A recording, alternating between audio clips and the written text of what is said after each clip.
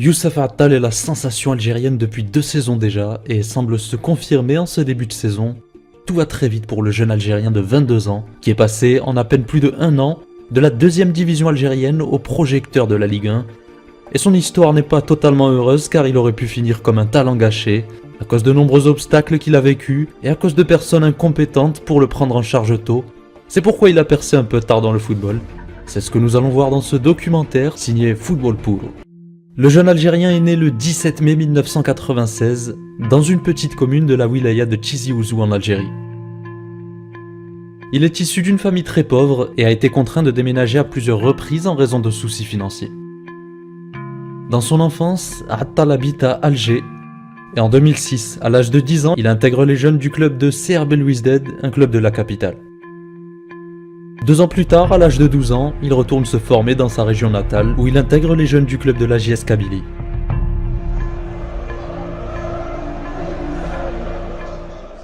Trois ans sont passés, le jeune Youssef a à peine 15 ans, mais il est déjà appelé par le club de l'USM Alger pour aller jouer avec eux dans les catégories jeunes.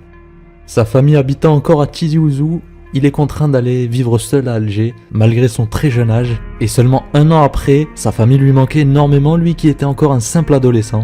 Il retourne donc à Tizi Ouzou et passe des tests pour réintégrer la JS Kabylie. Attal quitte donc l'USM Alger et réintègre l'équipe de JS Kabylie en 2012 à l'âge de 16 ans. قالوا لي اذا جيت تلعب عندنا عمنا ورحت. شحال لعبت باسمك؟ لعبت عام تانيك. عام برك. وعلاش كي درت اسمك؟ شغل ما قدرتش نريح وحدي هنا في الجي، شغل دارنا في تيزي وانا مريح وحدي هنا في الجي، ما قدرتش عاودت وليت للجياسكا، لعبت عام برك وعاودت وليت للجياسكا مع دارنا اخر. شحال قعدت بعد في الدوزيام في جياسكا؟ C'est là que le premier obstacle se présente sur son chemin. Le jeune joueur qui habite à une trentaine de kilomètres du stade n'arrive pas à se rendre souvent aux entraînements sans moyens de transport et sans forcément de moyens financiers pour en assurer le coût. Son père est même allé voir le président du club pour mettre en place des transports à sa disposition, ce que le président a refusé. C'est là que de façon hasardeuse, lors d'un match entre JSK et l'Athletic Club Paradou, il est détecté par un recruteur du club adverse. قلت لك انا بعيد شويه على الصاد. يعني الصعوبات اللي حكيت لنا عليها من قبل. فوالا رحت نهضر معاهم قلت لهم اذا تقدروا ما تعاونوني شغل واحد يديني ويجيبني. هما قالوا لي ما نقدروش، قالوا لي دبر راسك تحب تجي ارواح ما تحبش الله يسهل عليك. انا زدت كملت هذاك العام وشغل ربي شاف فيها خير، لعبت كونتر بارادو وين عيطوا لي وزدت كي عيطوا لي درت لي تيست. Pour vous expliquer, le Paradou Athletic Club est un club avec un centre de formation exceptionnel, célèbre en Algérie depuis de nombreuses années déjà, le meilleur centre de formation algérien, connu pour ses nombreuses pépites qui s'exportent de plus en plus à l'étranger ces dernières années, une génération qui représente et fait la fierté de cette académie. Retenez bien ces visages, ce sont peut-être les stars de demain du foot algérien, des joueurs qui feront les beaux jours des plus grands clubs européens. Bienvenue à l'académie Jean-Marc Guillou du Paradou.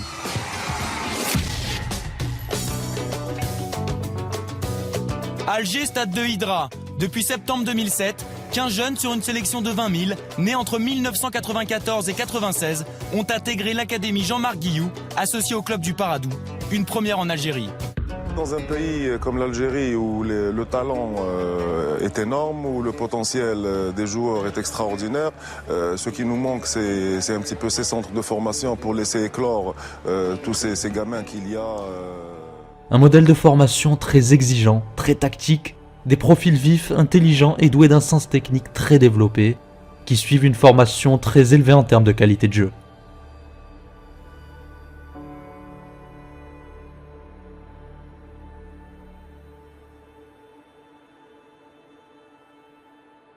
Il a été formé à Alger comme Ben Sebaini, à l'académie Paradou, qui a été initiée par Jean-Marc Guillou, c'est-à-dire ces gamins qui ont commencé pieds nus très longtemps et qui ont ensuite mis des crampons pour jouer au football. واحد يدخل الاكاديمي هذيك شغل مازال غير فيه، انت تحب تريسي تحب ما تريسيش، على خاطر تما كاين كلش، تسمى على الخدمه ديالك تقدر تخدم تما مليح تريسي شغل فاصل. À 18 ans, en 2014, le jeune joueur débarque donc dans ce club, le Paradou. Dès son arrivée, il est réputé au centre de formation pour son image de travailleur acharné, une image qui va se coller petit à petit à ce joueur pendant sa carrière. L'Algérien gravit les échelons au club. Après seulement une saison, il passe des juniors à l'équipe première en division 2, entraîné par Chérif El Ouezani, qui est le premier entraîneur qui va lui donner une totale confiance sur le terrain. جيت للبارادو جونيور بيميير اني ومن بعد كي خلصت لا سيزون قالوا لي بلي حنطلعوك سينيور انت واحد شغل كنت نوجد في روحي لاخاطش لا شونس ديالي هذه بروميير شونس ديالي لازم نخدم لها خدمت مع كرون طانينور اللي هو شريف الوزاني وين شغل دار فيا كونفيونس وعطاني لا كونفيونس وكان شغل ميم هكا يهضر لي وين شغل عاوني بزاف وبالك هو ثاني كموساني مليح.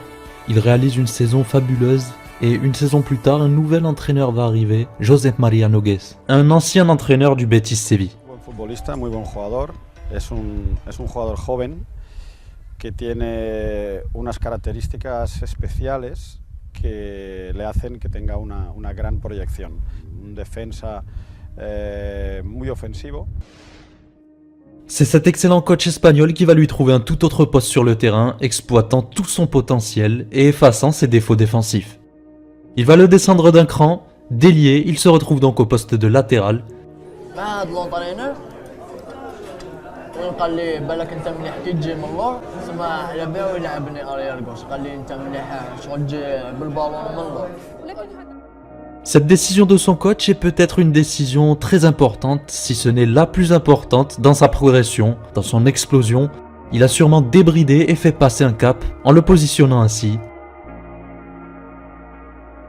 Le jeune réalise d'excellentes performances, des passes décisives, des buts, un apport offensif exceptionnel, et il contribue en 2017 à une promotion historique de son club en première division algérienne.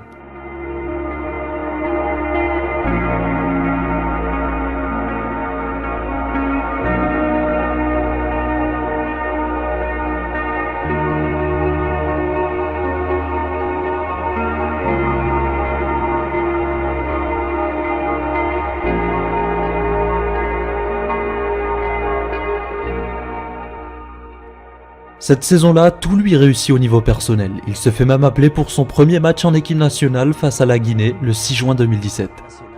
Ce qui est inédit, qui n'a jamais été fait en Algérie. Équipe nationale dans laquelle les locaux, même expérimentés, ont du mal à s'imposer face aux Algériens jouant à l'étranger. Eh bien, Attal a cassé les codes pour s'imposer en équipe nationale en venant non pas de la première division algérienne, mais carrément de la deuxième division nationale. Sa première sélection avait même fait débat auprès des journalistes algériens, allant même jusqu'à parler de piston, sachant qu'un dirigeant de son club était venu à la direction de la fédération algérienne. Des soupçons que le jeune prodige va de suite effacer lors de sa première rencontre sous ce maillot. Une fois que les supporters l'ont vu sur le terrain, ils ont de suite compris les choix du sélectionneur, au point que son nom était même scandé par le stade algérien. À l'issue de cette saison, même si son club est promu en première division, il ne pourra pas jouer dans cette ligue, tout simplement parce qu'il est convoité par le club belge de Courtrai à l'été 2017 et va même être prêté par le Paradou pour une saison en Belgique. راني فرحان كي سنيت في هذا الكلوب وان شاء الله غندير بون سيزون ان شاء الله بريمي شغل التجربه الاولى ديالي ان شاء الله نخدم لحد العام باش نديرو عام شباب ان شاء الله. Mais comme dans le parcours de tout joueur professionnel, un obstacle se présente encore à lui. Et lors du triste match Algérie-Zambie en septembre 2017, il est touché à la pommette, l'écartant des terrains pendant presque 3 mois, l'empêchant de jouer avec son nouveau club et retardant encore une fois sa progression. Il revient sur les terrains avec un masque sur le visage à partir d'octobre, et il fait des entrées remarquables sur les terrains belges. Mais encore de la malchance pour lui, seulement 1 mois après, il est blessé autre part, au ménisque, et devra se faire opérer, l'écartant des terrains encore un peu plus d'1 mois. Revenu fin décembre, il lui a fallu seulement 15 minutes pour faire tomber le Standard de Liège et offrir le but de la victoire à son coéquipier.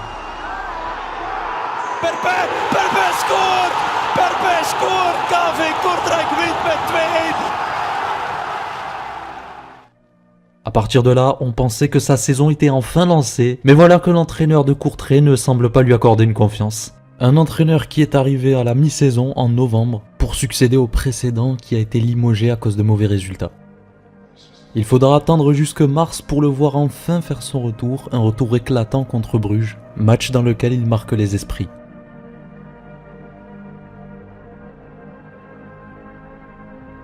Mais encore une fois, après 3 matchs titulaires, il est de nouveau blessé au genou.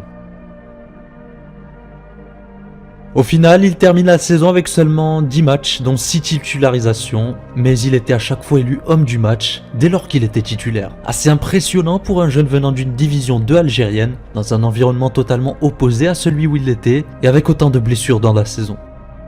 À l'issue de cette saison, les Belges lèvent donc l'option d'achat et achètent le joueur. Mais même si le club l'a finalement acheté, il va être directement revendu et cette saison sera son unique saison en Belgique, puisqu'il va rejoindre Nice. Il aura suffi d'un total hasard ou du destin pour qu'il rejoigne la Ligue 1. En effet, Youssef Attal affrontait lors d'un match en Belgique une équipe dans laquelle jouait un joueur nigérian, Taiwo Awoni, joueur que supervisaient les recruteurs du club de Nice. Mais finalement, ce soir-là, le recruteur niçois était surpris par un joueur du camp adverse, et c'est Youssef Attal. Il en oubliait carrément d'en observer le joueur nigérian pour lequel il était venu voir le match. L'Algérien remplissait tous les critères du recruteur et 3 mois plus tard, le 17 juillet 2018, Nice le recrute pour la minime somme de 3 millions d'euros environ. L'objectif que je trouve des bons clubs et les clubs qui donnent la confiance à les jeunes pour progresser, pour améliorer le niveau. C'est un club qui joue au football, qui m'arrange mes qualités. Et c'est pour ça que j'ai préféré Nice et même les dirigeants et l'entraîneur et le président ils m'ont fait quoi.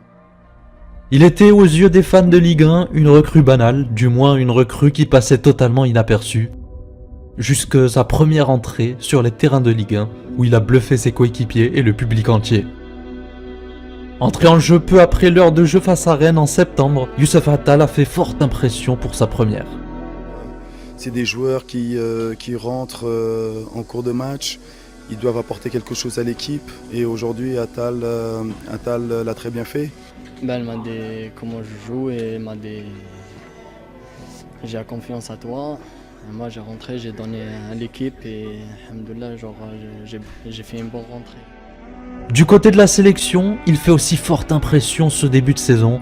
Le public algérien découvre petit à petit un jeune prodige totalement décomplexé sur le terrain, qui fait plaisir au public, qui vit le football et qui s'impose comme arrière droit sous le maillot algérien, poste où la sélection a du mal à trouver un titulaire ces dernières années.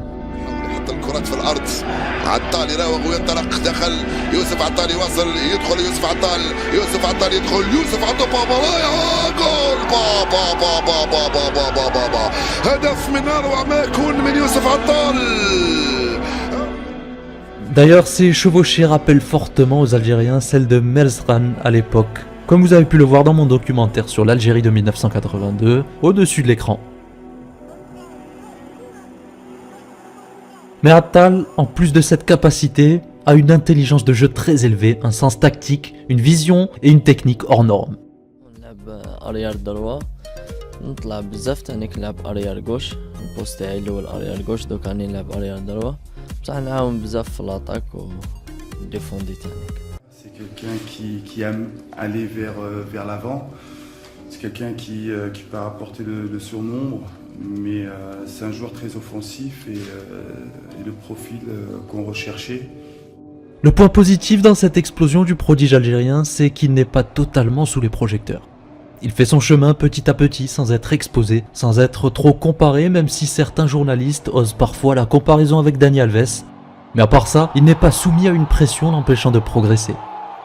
Il suit son chemin tranquillement, sans être embêté par la presse, et ne fait parler de lui que sur les terrains. Doué balle au pied, il n'a aucune limite dans l'engagement, sans complexe face à l'adversaire, quel qu'il soit.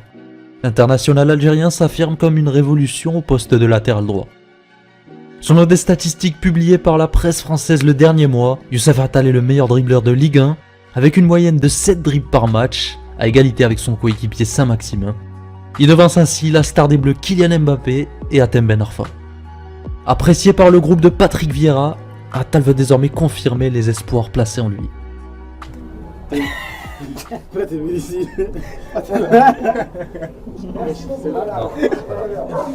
Tu venais pourquoi jamais? On m'a dit de venir, je viens. Je sais pas pourquoi. Youssef, il est plein d'énergie, il est positif, il vit à 3000 à l'heure, c'est un boucan, quoi, comme on dit ici dans le sud, non? Ça va, Youssef? Ça va pas, t'es un docteur, toi. Il joue comme les petits jouent dans la rue, il se pose pas de questions. Ouais, moi je joue comme un bled, je change pas mon style de jeu. Il doit peser 30 kilos et il peut avoir devant lui quelqu'un qui pèse 100 kilos, il s'en fout. Jusqu'à 90 minutes, je défends, j'attaque, je défends, j'attaque. C'est quelqu'un qui va faire 20 fois l'appel, même quand il ne reçoit pas le ballon, il va quand même faire l'appel. Tu lâches rien, les 90 minutes, tu travailles. Il discute avec tout le monde, il vit très bien dans le groupe et c'est vraiment agréable d'entraîner un joueur comme ça. La seule chose qu'il devra faire s'il souhaite continuer sur cette lancée et progresser, c'est de mesurer son engagement. Cela peut sembler être une qualité dans un football où de moins en moins de joueurs mouillent le maillot, mais chez lui c'est carrément excessif que cela en devient un défaut.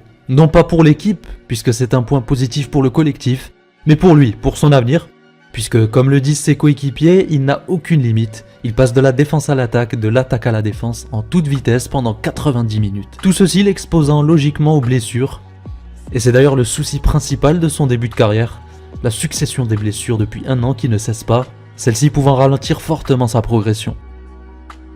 Si Attal apprend à concentrer ses efforts physiques sur des moments précis du match et qu'il garde tout son génie naturel, il pourra rêver à un avenir très brillant et rejoindre un grand club, devenir une référence à ce poste. Ce jeune joueur est aussi un espoir pour la sélection algérienne qui semble avoir trouvé un latéral droit sur le long terme. الحمد لله الجمهور كاع كان مورايا وان شاء الله هذا يزيد حاجه اللي تزيد تحفزني تزيد في الكلوب تاعي وفي ليكيب ناسيونال وان شاء الله نزيد نخدم اكثر واكثر وان شاء الله يستاهلوا كل الخير هذا الجمهور. Il est non seulement le symbole du centre de formation du Paradou, mais aussi de tous les jeunes pépites algériennes locales qui, étant mal encadrés, ont du mal à progresser et finissent tous comme des talents gâchés.